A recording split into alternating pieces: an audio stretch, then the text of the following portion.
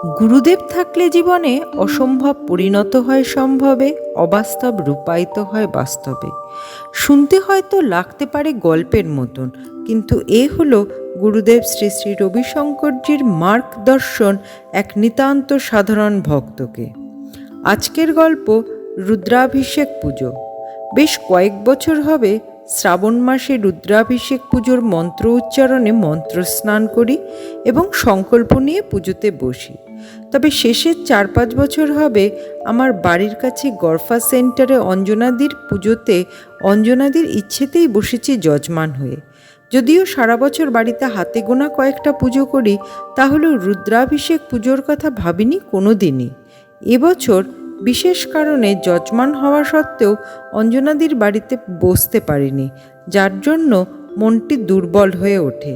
তাই ঠিক করি 8 আগস্ট কলকাতা শহরে যেখানে যার বাড়িতেই পুজো হোক না কেন আমি যাব সেই দিন সেইখানে।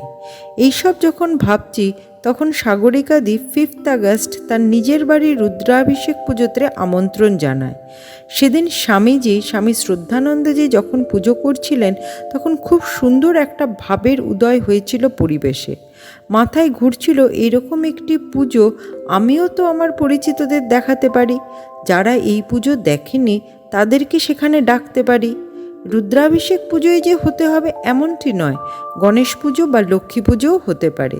এরপর চিন্তা করি পুজোর জায়গায় এসি নেই, তাই গরমকাল বা বর্ষাকালে করা সম্ভব নয়, শীতকালের জন্যই অপেক্ষায় থাকতে হবে। এসব একান্ত মনের কথা আমি বলেছি শুধু মনের সঙ্গে।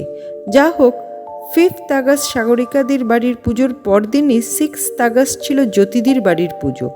আমন্ত্রিত হয়ে যাই সেখানে স্বামীজি হিসাবে ছিলেন অভিজিৎদা। দেখা হতেই অভিজিৎদা কুশল সংবাদ জিজ্ঞাসা করেন, ডাক্তারবাবুর খোঁজ নেন এবং হঠাৎই বলেন যে সুপর্ণাদি, আমি 8 তারিখ সকালটা ফাঁকা আছি, যদি পুজো করতে চাও তাহলে করে নাও। কথাটা শোনা মাত্র আমার মনে হলো এত ডেট থাকতে অভিজিৎদা 8 আগস্টের কথা কেন বললেন? এটা কি তবে গুরুদেবের ইচ্ছে? মুহূর্তে কানেক্টিং ডটসগুলো জুড়ে যায়। অঞ্জনাদির বাড়িতে অনুপস্থিত থাকা, 8 তারিখ পুজো দেখার বাসনা, সাগরিকাদির পুজোর ভাবনা আসা, এইভাবে ডটসগুলো সব মিলে গিয়ে পুজোর একটা নকশা তৈরি হয়ে যায়।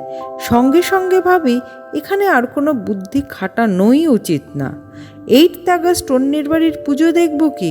গুরুদেব ব্যবস্থা করে দিলেন নিজের বাড়িতেই পুজো দেখার। মনে এলো রবি ঠাকুরের সেই গান, বিশ্বজোড়া ফাঁদ পেতেছ কেমনে দি ফাঁকি। মনে হলো গুরুদেব বলছেন আমি আছি, আমি ব্যবস্থা করে দিচ্ছি, তুমি খালি সাক্ষী হয়ে যাও।